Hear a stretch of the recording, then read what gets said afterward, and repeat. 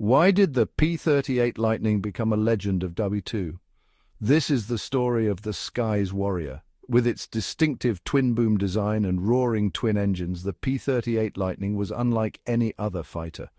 First US fighter to exceed 400 miles per hour, armed with 4.50 caliber machine guns and a 20 cannon, it was built for speed and firepower. In the cockpit, the pilot feels the raw power and precision as the Lightning dances through dogfights.